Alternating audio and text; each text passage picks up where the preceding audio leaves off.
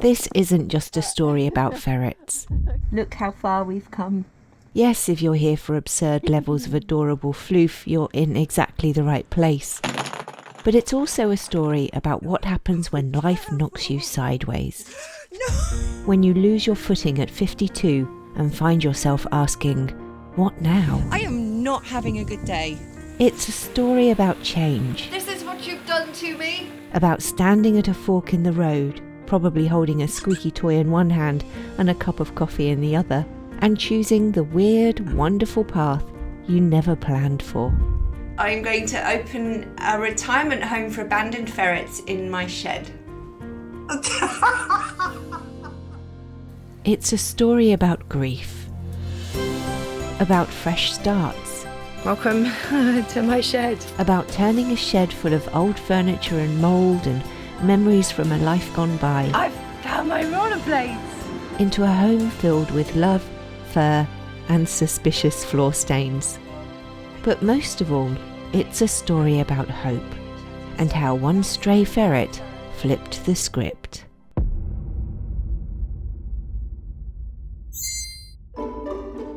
If you've been part of our Floof crew for a while, you've seen the tantrums, the tunnels and the treats. Some of you have been here since the first chaotic live stream. Ferrets! Others arrived through a viral chomp. Excuse me, I'm being stored. Where are you taking me? Or a DIY build held together with staples and prayers. But this post is different. This is the why behind the chaos, the how behind the hammock cord, the who behind the voice, Ta-da! narrating it all from a converted shed. It suddenly feels like this is really, really happening. Like it's absolutely full steam ahead. The train is pulling out of the station. It's gathering speed and there's no longer time to get off. So for this video, I've gathered the key moments that built FerretTubeTV. From those shaky first days of lockdown joblessness to the day a tiny tube-shaped comet, aka one very lost ferret, crash-landed into my life. And everything that's happened to bring us here, to my ferret-filled heaven on the west coast of Scotland. Even if you've seen a few of these clips before, I've added new narration, fresh reflections, and just enough behind-the-scenes chaos to glue it all together. Join me! Join me on this crazy journey towards creating something new in my life that will give me a lot of joy, hopefully give you a lot of joy, and will bring happiness to some small fairy creatures that couldn't be cuter. So grab a drink, find a comfy spot, and maybe keep a tissue nearby, whether for the emotions or the ferret pee. I'll let you decide. Now, let's rewind to where it all began. I was 52, jobless, and very lost. Most people by that age are thinking about winding down, taking up yoga, maybe finally learning what a pension is, not rebooting their entire life from inside a shed.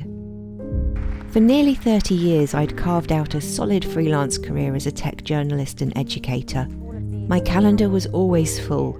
BBC reports here, corporate keynotes there, classrooms of teenagers all pretending not to be on TikTok while I tried to teach them about the future of tech. I ran my own company, just me, no staff, no boss, just writing deadlines, red-eye flights, and enough air miles to colonise Mars. Then came March 2020, and, well, you know the plot. Lockdowns, cancellations. My beautiful colour-coded calendar imploded like a souffle on a bad date night. In the space of 2 weeks, my entire year vanished in a puff of disinfectant spray. I wasn't panicking, yet. I'd been careful. I had savings in my company account. I could afford to tread water for a while. But there I was, 52 years old, staring into the void where my career used to be, wondering, what on earth comes next? No. I'd already had a go at being a Twitch streamer. Gaming, chatting, charity fundraising. Look at the total. It had been fun, but the idea of being a gamer grandma didn't exactly light a fire under me. I should really hurt my forehead then. So I took stock. What tools did I have that I could turn to earning a living? a partnered Twitch account to connect with an audience, a background in animal care, I'd been a vet nurse straight out of school, a sad, mouldy shed in the garden that was once used to house guinea pigs, and a restless, itchy feeling in my soul that said, you need to build something new. That's when fate ran into me, literally. I was on one of those government-approved sanity walks, trying to imagine what animal might make a good streaming sidekick. A cat? A parrot? Fainting goat? Then suddenly I saw it. A small, raggedy creature wobbling across the pavement like a hungover sausage. I didn't even know what it was at first. Turns out it was a ferret. Sick, filthy, clearly lost or abandoned. So I did what anyone would do. I scooped it up in my hoodie and brought it home.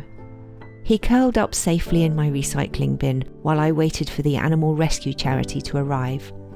And while he slept, I Googled. Trainable like dogs? Funnier than cats, sorry Cappy. Millions of views on YouTube. And rescue centres overflowing with unwanted ferrets. Something about this tiny, stinky tube of confusion flipped a switch in my brain. Honestly, it felt like the universe had dropped a fluffy business plan right into my lap. That was the day FerretTubeTV began.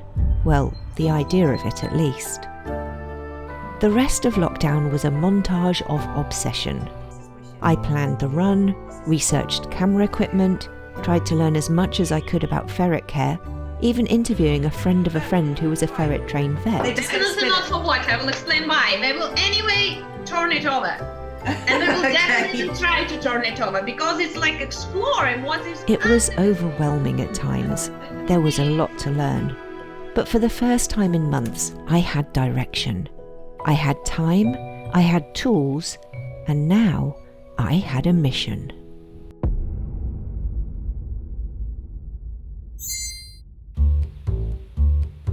The idea was just the beginning.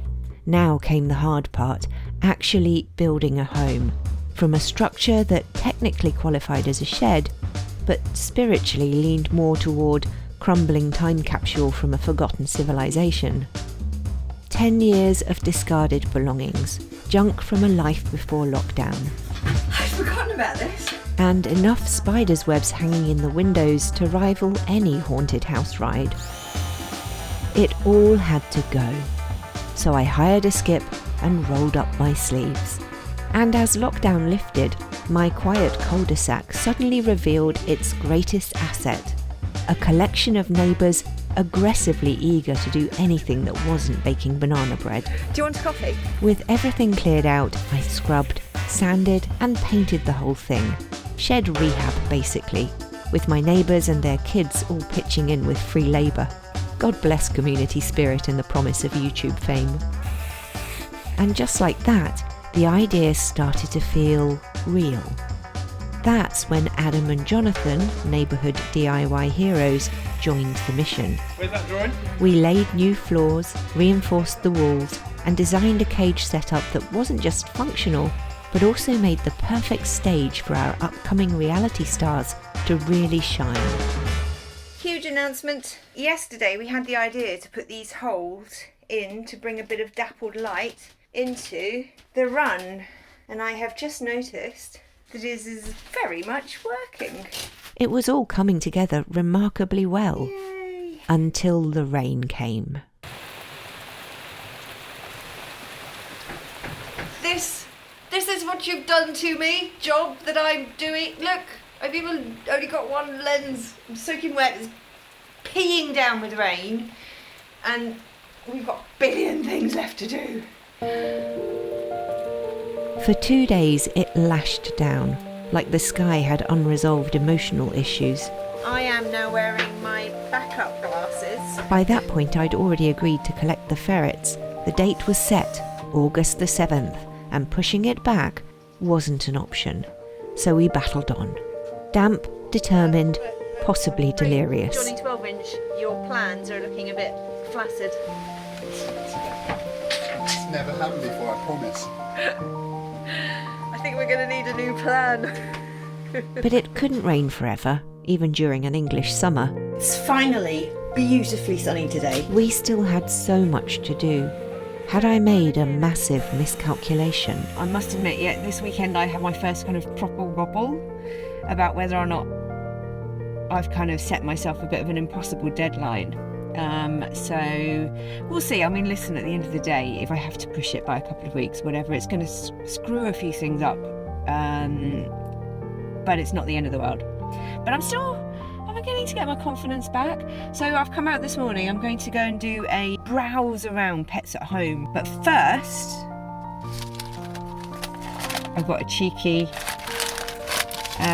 McDonald's. so this is the world's most wrong food. But oh my God, do they taste good. McDonald's. Not sponsored by McDonald's, by the way, but hey, McDonald's, if you're listening. No, actually, I don't want to be sponsored by McDonald's at all, because I'd have to eat this every day. Right. You don't need to watch me do this. So I pushed aside the nagging self-doubt Sausages. and pressed on with my incredible helpers. It's amazing. I'm so excited.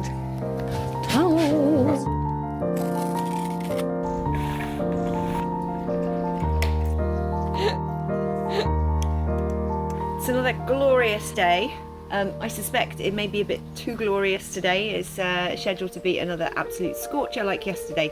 So we're up early. Jonathan's coming over, hopefully soon. And we're going to get the inner doors, basically get it pretty much finished off today, I believe. And then Mad Dog arrives tomorrow and all the tech goes in.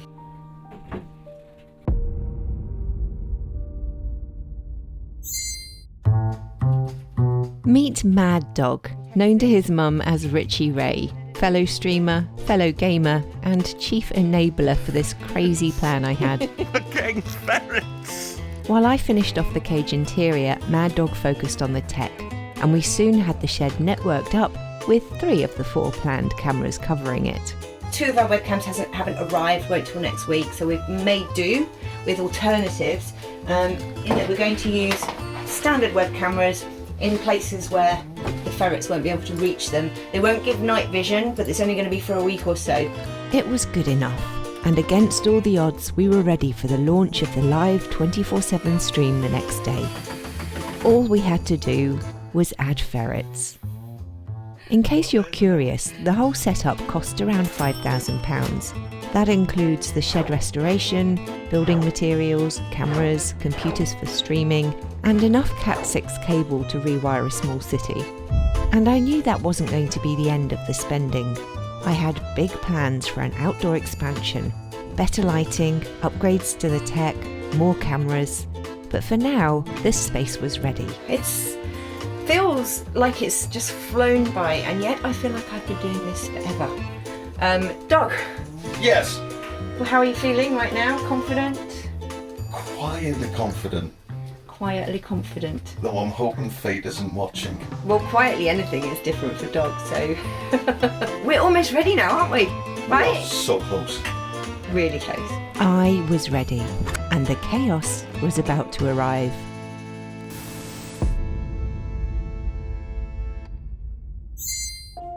Ferrets! And just like that, we were live. In the months that followed, we streamed 24/7 to Twitch, as Wriggles and Scruffles taught me everything I thought I already knew. How to be a proper ferret parent, how to contain creatures that have no respect for the sanctity of the forbidden computer desk. That is the forbidden computer desk. And I'm apparently but a mere climbing frame. And how to get my furry co-stars to perform for an audience eager for their antics. Spoiler alert, it involves industrial amounts of salmon paste. Right, ladies. No. Patience. Patience, young Padawan. On the back. Here. Wriggles, follow the salmon.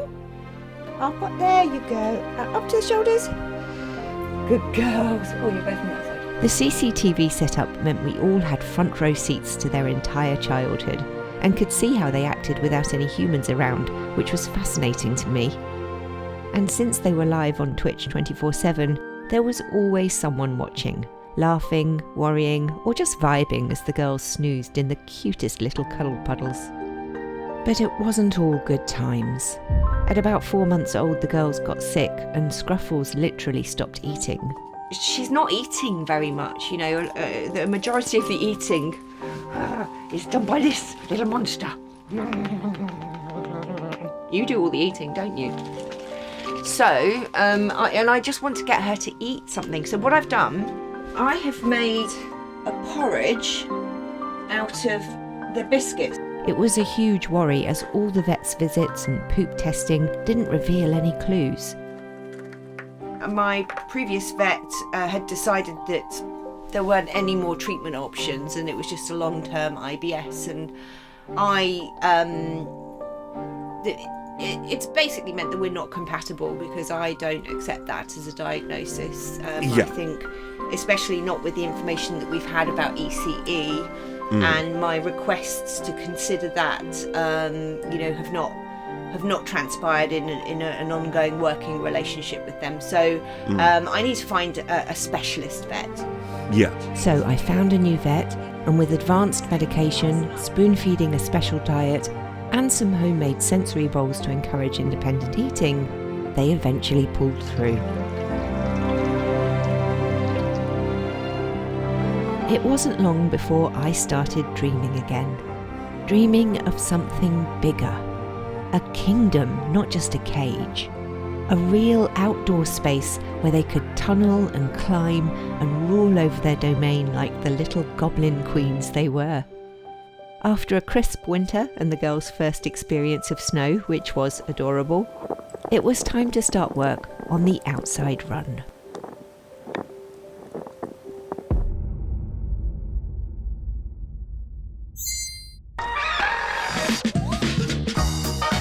I'd had some decking built before Christmas, a solid base that couldn't be dug out of to mount the cage frame on.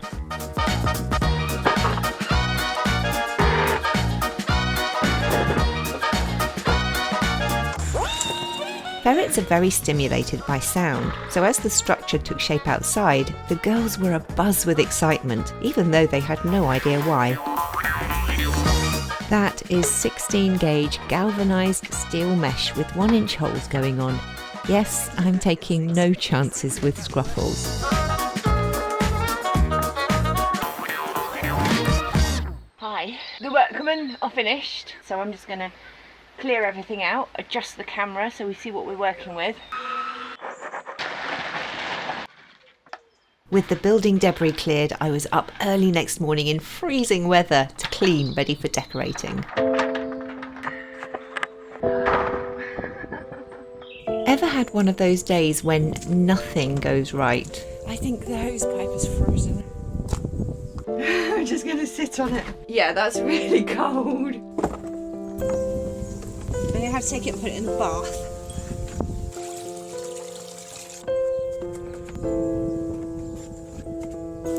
There's a kink in the hose.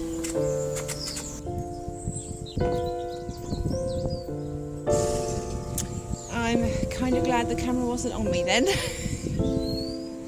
You can probably tell what happened. I'm having no luck with the hose. I'm disappointed, I'm cold. I dropped a 20-kilogram bag of frozen sand on my finger. They're swelling up. I just got a face full of backwash from the frozen hose pipe. I am not having a good day. I think it's time to call it. I'm going to take the hose pipe inside, wrap it in a duvet overnight, and clean tomorrow morning. It's a new day. The temperature is above freezing, and I'm really hoping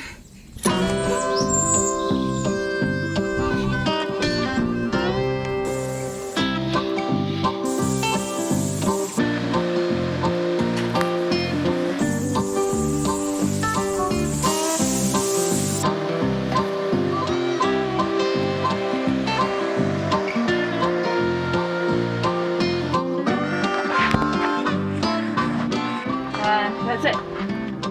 Dry out. So we have two types of grass. For this roll, my plan is to use these thicker, more cushioned ones. Crash landing for climbers.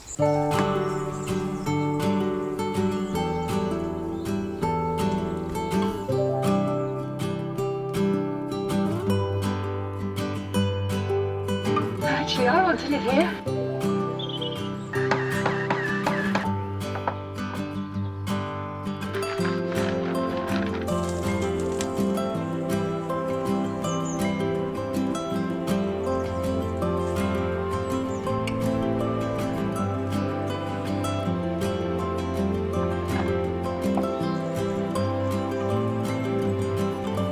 It's a little something I made earlier. Come on, Den. Finally, my hard work and frozen fingers paid off. It was time for the big reveal. Imagine if you woke up one day and a mysterious door just appeared in your kitchen. Don't worry, girls, all will be revealed soon. It was finally time for the grand opening.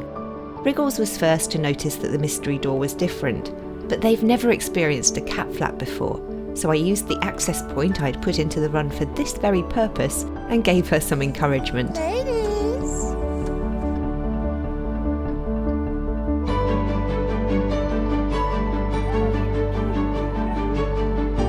When she finally poked her nose out, her eyes were full of wonder. But Scruffles didn't see her exit, and when she realised her sister was nowhere to be found, you can see she started to panic. But then the sweetest thing I've ever seen happened. Go get your sister. With a whole new world to explore, instead Wriggles turned around and went back to the cat flap to try and encourage her sister through this plastic portal to fun. She gave it a good try, but eventually you can see Wriggles can no longer resist the call of adventure, leaving Scruffles to try and figure out the cat flap alone. It took a few more minutes for Scruffles to work out the swinging flap, then boom! A whole new world of wonders opened up. With wide eyes and twitching noses, they explored the tunnels and dens. But then there was one more big surprise to be found. A 7-foot-long digging sand pit. Now they don't have to wait for me to arrive before they can run around and play, which brings enrichment to all our lives.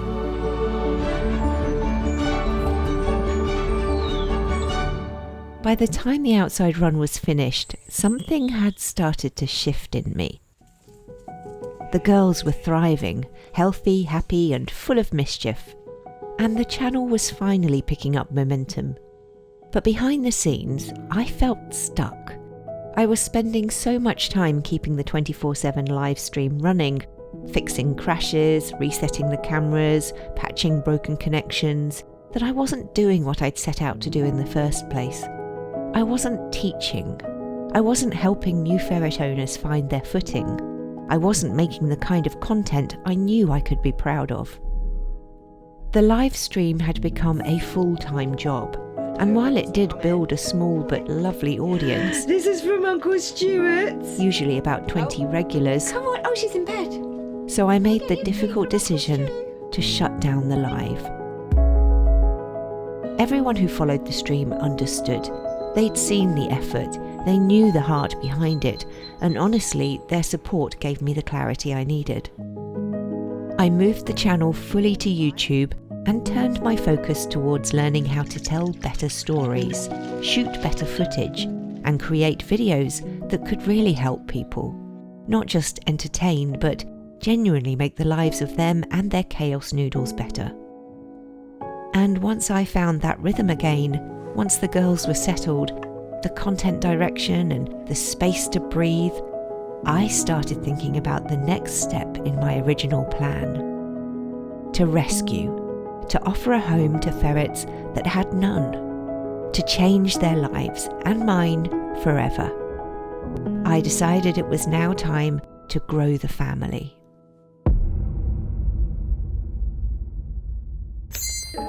It's the ferret's birthday, so we're taking them to Hockley Ferret Rescue to pick out some new friends to come and live with us at the forever home for found ferrets. Kate from FerretTubeTV. Oh, hello, love, you alright? Hockley has over 200 ferrets looking for homes, and while we were there, another 5 Jills were brought in. But they're done because they've been season. Well in season. Yeah, they are, so they've been in season. Yeah. Dumped outside the vets in need of urgent and expensive treatment after being left in season too long. You can see at the bottom there, she's Oh, yes. swollen vulva. Very plasticolinia. With so many new smells and ferrets everywhere, the girls were getting a bit overwhelmed, so it was time to try a potential pairing. Do you get a sense of which ones you think will... I've got 2 beautiful, beautiful, beautiful boys. These 2 strays bonded at the rescue and are the bottom of the pecking order in a group of 90 ferrets. Will they be a match for our girls? Initial sniff tests seem positive. They're showing interest in each other and not shying away or lunging, so it's time to move them into an enclosed space where we can let them loose on the floor together. My girls are incredibly shy and overwhelmed by the environment, so it's hard to get a proper read on them. But despite how nervous Wriggles is, this introduction feels good to me. The boys aren't being aggressive, they're just curious, and backed politely off Wriggles when she gave them a warning squeak. Back of her neck. And it's clear from the scabs on their necks that as safe as they are here, they're not having the best time of it. So it's time to say our goodbyes and spirit these sweet young boys away from Hockley Ferret Rescue. It didn't take the boys long to settle into their new home and get used to their new names. Meet Luffy and Zoro, named after the One Piece anime pirate duo, mainly on account of Zoro missing an eye. The rescue centre said they'd picked him up after surviving a badger attack, which is how he lost the eye. They're 2 years old and very tame, so I can't wait to see how they get on with the girls. What's this? The first step of integration was a bedding swap, getting them used to each other's smells by switching blankets. I'm kind of happy. A few days later, I used my limited carpentry skills to make a neutral space for the first introductions.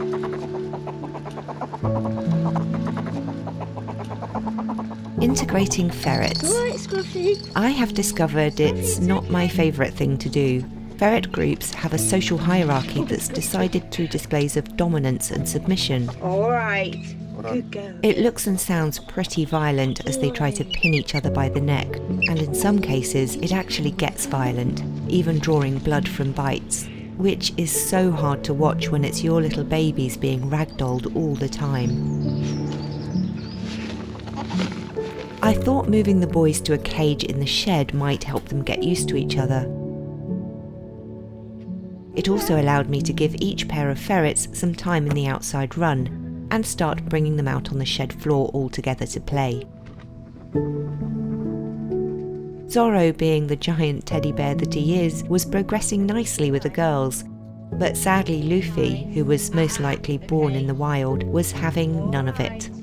I suppose coming from living in a large aggressive group at Hockley, he saw the girls as competition for limited resources, like food and bedding. Be nice. While it is important to let integration power struggles play out, there's a point at which you must break it up too. What's going on with you?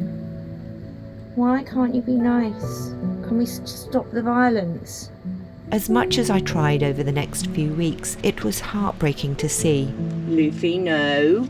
Also, I have to confess, my mother was going through the final stages of her battle with cancer at the time, and emotionally, I just couldn't keep going. So I decided to pause on the introductions for a few months and let the ferrets get properly used to each other by housing them side by side in the main cage. I'm going to build a divider to make this inside enclosure into 2 separate cages with plenty of opportunity to mingle on several different levels.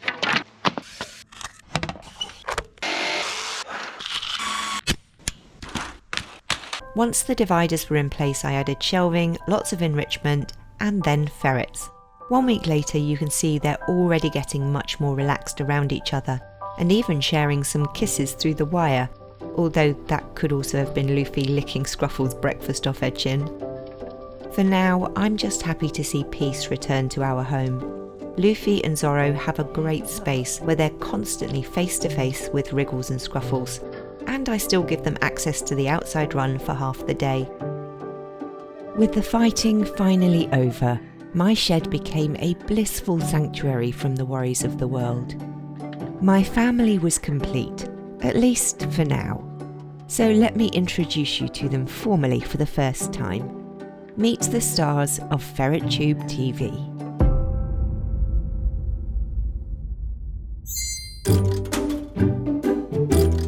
These 4 ferrets are very different. Each has its own character, quirks and obsessions. Oh, here we go. You might not believe some of the things they do, but luckily I have video evidence. I wonder if I should have told them about the hidden cameras capturing their every move. Where do you stand on ferret privacy? Anyway, let's spin the ferret wheel and learn all about our floofy friends. Who will be first? Wriggles! Wriggles is the smallest of the bunch, but what she lacks in size, she makes up for in balls. Literally, I'm talking about her obsession with balls. She can't get enough of them. Check out the footwork and the nose work. Look at her go! She has broad shoulders designed to dig, earning her the nickname of 𝙬𝙬𝙤𝙬 not long after she arrived. When she's not digging, she loves to leap. What is it about ferrets and rubbish bins? And she's invented an ingenious way of scratching her own belly. But without doubt, my favourite of Wriggles' little quirks is how she likes to stick her whole face in a bowl of water and blow bubbles through her nose. It's a fairly common ferret habit known as snorkeling. Okay, time to spin the wheel again. I wonder who'll be next. It's Scruffles! Scruffles is a climber. She'll climb anything, even me. Hello. What am I talking about? Especially me. Oh dear. Luckily, she's good at going down as well as up. Well, kind of. You alright? When Scruffles was small, she got very sick, and I had to hand feed her for months to keep her alive. I think that's why she's so passionate about stashing me, which has to be her most memorable characteristic. I can't carry the Scruffles. Mind you, it's not just me that Scruffles likes to stash. If she can fit it in her mouth, it's basically hers. And with a lot of determination, she'll get it stashed away in one of her many hidey holes eventually. Scruffles has narrower shoulders than Wriggles, but she still loves to dig. She lacks the engineering skills of her sister though. Oops, there goes another tunnel. Much to the annoyance of Wriggles. But sister squabbling is nothing new, right? Wriggles and Scruffles are always fighting. He is mad at you now. And although they cause total mayhem when they're awake, they have the absolute cutest cuddle puddles in the sleep box at night. I am so glad I put a camera in there. While they snuggle up in the dark, it's time to spin the wheel again. And who could be coming next? It's Luffy time! Along with his bonded partner Zoro, Luffy came to me from a rescue centre where over 200 ferrets are still waiting to be homed. Sadly, most of them probably never will. They were at the bottom of the pecking order and constantly under attack from the more dominant ferrets. Well, even more reason to get him out. So I knew they had to come home with us. And I knew I had to name them after the anime pirate duo, Luffy and Zoro. Like his namesake, Luffy is fiercely loyal to Zoro, and despite the terrible life he's had up to now, he's friendly and very playful. Though he still sees me as more of a treat dispenser than a playmate, he is slowly coming around to the appeal of my neck scratches and lots of treats. Thank you.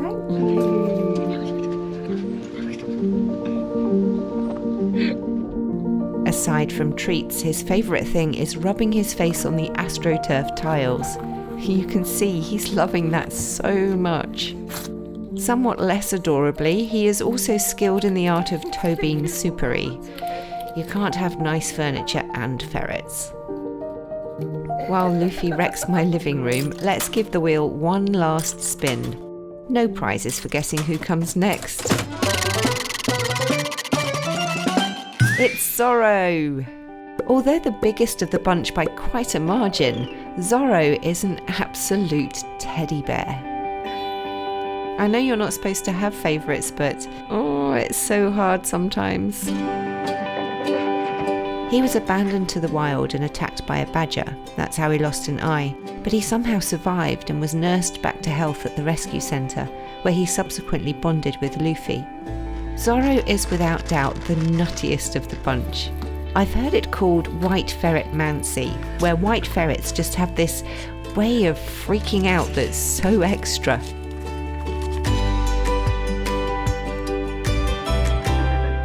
He loves bouncing at me and he jumps so high. And he went crazy in the sandpit from the moment he arrived. It is an absolute joy watching him frolic with Luffy in the sand, especially considering all they've been through in life. They're only 2 years old. And although I've only known him a short time, it's obvious to me Zoro has the kindest disposition. You can tell by the way he looks at you.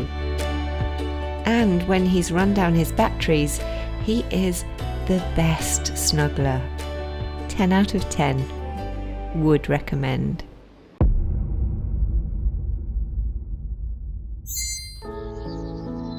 After settling into our new routine and seeing how quickly the ferret family was growing, I started thinking seriously about the future again. Are you guys hungry? I adored the garden we had, and so much work and love had gone into building the first ferret haven. But it was clear we were running out of space. The tiered layout made expansion tricky, and after hosting the first ever FerretTubeTV Sports Day, And here we have our final competitor, the underdog. It's Scruffles. I realised this little patch of lawn just wasn't going to cut it. At the same time, life was shifting in harder ways. My mum had been diagnosed with late-stage pancreatic cancer, and just a few months earlier, my dad's wife had also been told she had terminal cancer. It was a real 1-2 punch from the universe. My dad, now in his 80s, was facing life alone in Scotland, far away from me and my brothers in the south of England. So I signed up for a few Scottish real estate sites and tried to carry on.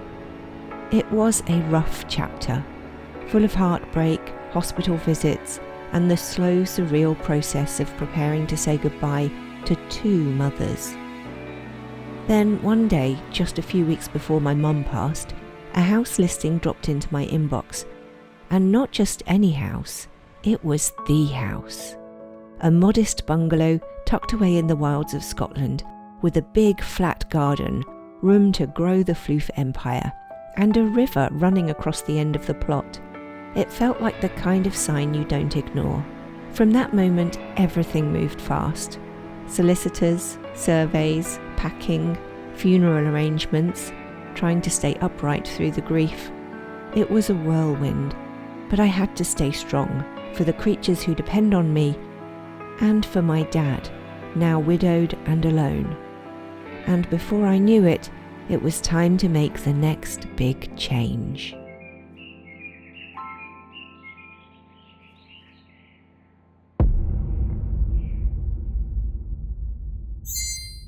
Treats for the trip. I'm about to put 4 ferrets, 2 cats and myself in the back of a white van and drive for 9 hours. Why? Well, it's obviously not for fun. We're moving from Hertfordshire to the west coast of Scotland, where I'll have loads more space to entertain the ferrets, and we can fish for salmon right out of the back garden. Ferrets love salmon, so let's get going.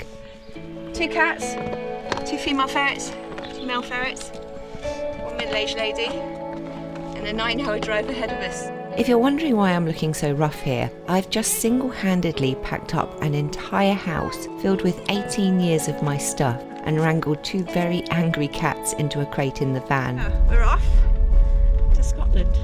The ferrets were really the least of my worries, as I knew after settling with a treat they could sleep for the whole journey and still take a nap when we arrive. So we are on the motorway, and we're going for about an hour. Ferrets are fast asleep. Tia is still struggling. The journey was rough for the cats and me. but it was more than worth it when we arrived at our new home. This space was perfect, with a huge patio area to build a new run on, and a lawn worthy of the big plans I had for it. Plus, there was a genuine grown-up river running across the end of the garden. Apparently it's full of salmon and trout, and I would love to try and catch fish out of this river to feed the floofs. And even if I only end up catching a soggy sock, I'm sure they'll make good use of that too. Plans for the future aside though, I had already spent a couple of weekends up here building a new shed to house the ferrets. No sanding and patching up for this weasel wonderland, leading to a split external run so both groups can have their own outside space. There's a few things that I need to fix straight away. Obviously there's limited and somewhat temporary enrichment in here, lots of tubes lying about, but I definitely want to add more enrichment out here and also some raised platforms so that they, when it's raining, as it rains a lot here, they can come out here and play when the floor is wet and you know, not get their little peats wet. This shed, there's a lot of weather comes from that direction and hits the shed really full on, and Scotland is very wet at times. So there's a couple of things that I need to do to make this a watertight environment. I want to put some beading over here because at the moment the rain is going in there and it's kind of dripping down the inside. Also, you can see I've got this rather attractive looking tarp, which is getting a bit raggedy around the edges now. It was so wet up here when we built the shed that the window sealant never got a chance to fix. Every time I came here it was just pouring with rain. So I'm waiting for a couple of good dry days of weather. Luckily there's a weatherman lives next door. I've already put you know, a few bits, essential bits and pieces around.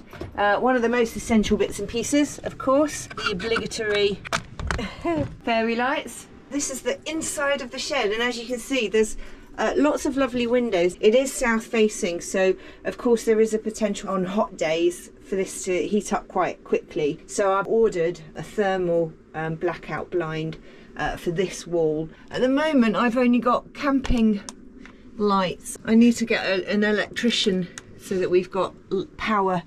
I've got an outside power point there, so I've just run a cable in through the door.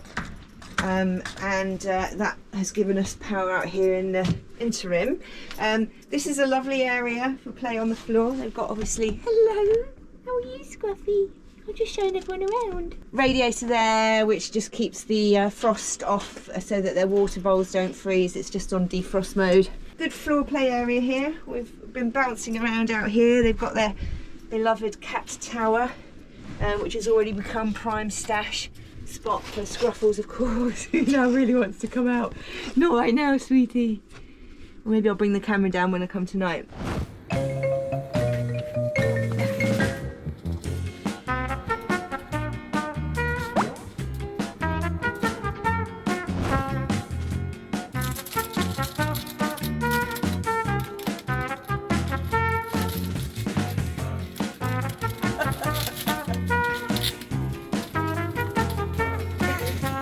I think everyone's a bit hyped today.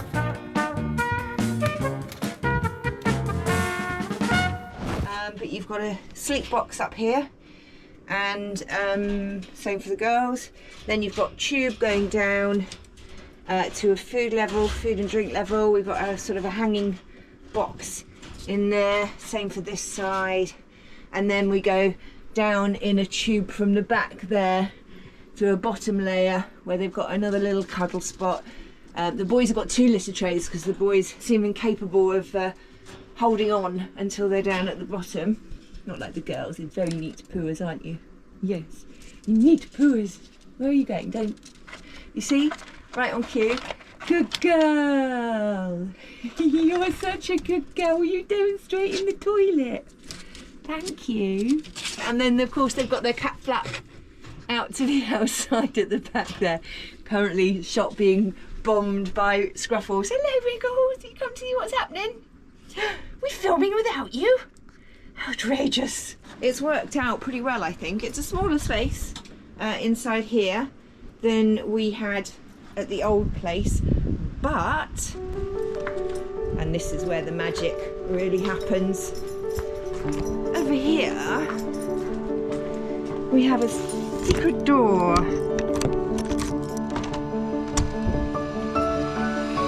And this is the ferrets' playroom and filming room. Now, obviously, it doesn't look like much of a playroom and filming room right now. It kind of became the dumping ground for stuff that I didn't have anywhere in the house, and it's taken me a couple of weeks to actually organise myself into this position. What I need to do this weekend is clear this up, get the decks laid ready for, and put some lights up as well. I need to put some lights on stands, and basically get it ready for exploring and filming in. Time to get down and dirty. There are benefits to being a YouTuber. Fun fact, making that animation actually took me longer than really clearing the room. I hope you think it was worth it. But I was finally into the fun bit, decorating the room for play. This room is going to be a glorious mix of all of the smells and toys that they're familiar with from their old home, plus the new arrangement, the big space, and of course some extra toys thrown in for good measure. It's going to be quite basic at first, but I can add to it as we go along. And there we are, ready for play. We've got toys in the sideways box there, always good value. Some more toys there, a couple of baskets there. This is actually a laundry basket, collection of laundry baskets, just a little hidey hole.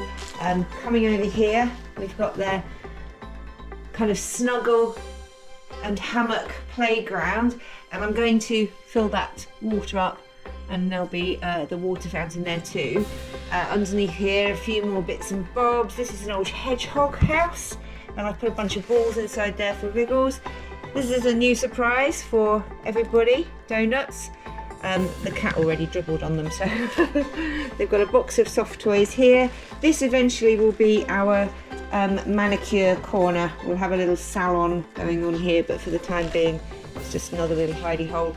And then I've used the chair as a structure to wrap 2 tubes around, so it goes all the way around the back, and then soft things, lots of rugs and stuff for them to play on. So and of course I've got lights out ready, so I should be able to film them happily in slow motion.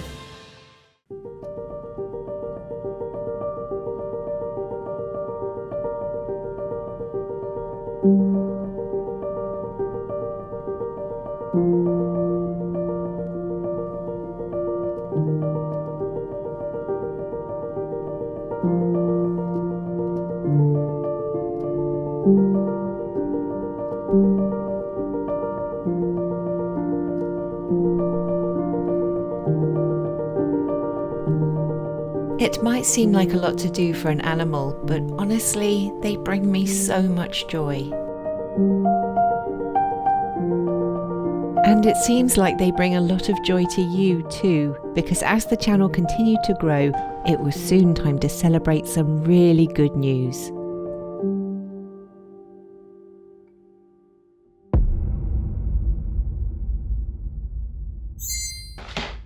Wanting to do something special for the noodles, I made preparations for a red carpet party to surprise my adorable limousine rats. Can you guess what we'll be celebrating?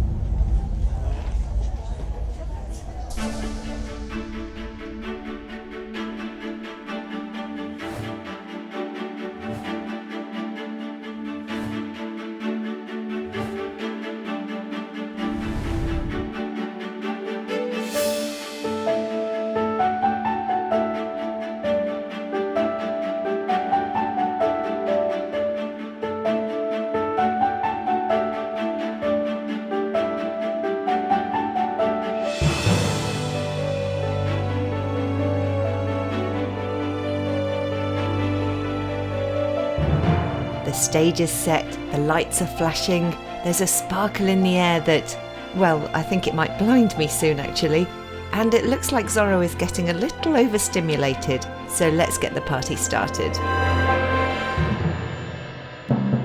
Esteemed guests, people of the internet, dedicated Floof crew, it's time for the big reveal. Don't forget to like and subscribe if you want to see more like this.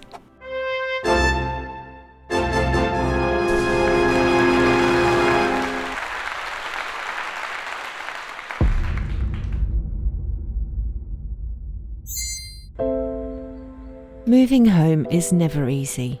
You cram what you can into the back of a van, leaving everything else behind. All those places where you created all those memories, now abandoned and gathering dust, like a forgotten diary lost in an attic, its pages turning yellow as the stories they once told fade with time. As you've seen, I've done my best to recreate the essence of our old home for my ferrets up here in Scotland, but it's clear to me there are some things they really miss. So before we close the book on this part of our story, I have one or two more things I want to fix. Go and get in your basket. You'll remember the old run was nestled in a lush, sheltered garden, surrounded by flowers, insects, and the occasional cheeky squirrel. Our new landscape is more open and exposed to the weather, without any plants up close to the cage. Ferrets don't have great long-distance vision, especially in daylight, as they're optimised to be effective predators inside dark, narrow tunnels. The girls come out from time to time if they hear me outside, but the boys mostly just sit in the doorway looking confused. There are so many things to miss about our old home, but I think the most difficult to part with was the sandpit. I remember when I first opened the doors to the outside enclosure. Wriggles and Scruffles spent the first 3 weeks digging furiously. It was like they thought this glorious new sandpit might vanish at any second. And they wanted to get as much tunnelling done as possible before it did. Of course, it often resulted in them emptying the sandpit out onto the rug, which was mildly frustrating for me. But eventually they got used to it being there and calmed down a little. That was when Wriggles discovered her special talent, tunnelling. She'd be out there for hours, day and night, carefully constructing her next engineering marvel. Sometimes she would dig out a cave, vanishing inside it for minutes at a time. Inevitably, this always ended in a collapse, but she was never too deep to resurface. And as you saw earlier, when I first adopted the rescue boys, they also went crazy in the sandpit. Who could blame them after the crowded, chaotic rescue centre they came from? I had so much fun watching these precious boys experience real joy and freedom out there for probably the first time ever. No worries, no fears, just digging and bouncing in the sand and the sunshine. And I didn't even care when they would empty out the sandpit. Up in Scotland, as you've seen, the enclosure is quite different. They still have a sleep box, which of course they love, but the inside cage is much smaller than our old place. I've tried to make up for the lack of space with tunnels and a hanging cube, but I need to get electricity installed so they can have a water fountain again. It's also not been easy for me to get into the outside run to clean and have a play. The girls especially are always ready to run out. That needs to be fixed as a priority. And I think I know a way I can bring a little piece of home to them. Everybody's looking at me. Make sure you watch to the end to see what that is. But first, let's get the DIY guns out. You want to help? I need to have some kind of a floodgate across the door here so I can open it while they're out there and they don't dash out. So I've got these sheets of perspex that I repurposed from the old run. So I think what I'm going to do is actually use these either side of it, make slits in it, and then that will slide in. So that is the plan today.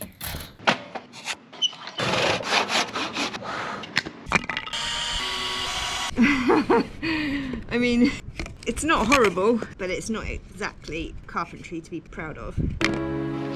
After screwing in the, what are we going to call these? Wedgies? Yes, after giving the Ferret Run 4 wedgies, it was time to slide in the invisible force field, which really confused the ferrets, then hit the road for some essential supplies. Headed to the plant nursery so I can pick up some plants and flowers to put around the outside of the cage. I'm standing still with nothing in my way, letting me go so I can find myself again. I need that, to feel that. I need that, to feel that. I need that. With the garden starting to come alive with colour, it was time to fulfil my promise and bring a little piece of home. Have you figured it out yet? I need that home, I'm coming home, I'm coming home. 'Cause this life that I've been living ain't my home. Home, I'm coming home, I'm coming home. 'Cause I'm tired of being out here on my own. I'm coming home. Oh yeah, yeah, yeah. I'm coming home. Oh yeah.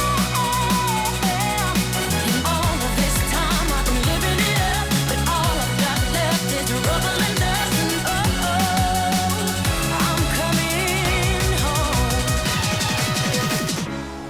Now it really does feel like home. But tell me, should I go even bigger? Should I build a whole new epic sand pit? Drop a poor emoji in comments if you think I should. And keep an eye out for the next chapter in our story, because I'll be sharing everything that's happened since we settled in. The highs, the lows, the floofy mischief, and the heart behind it all. Thank you for being here. This journey wouldn't be the same without you. See you next time, Floof Crew.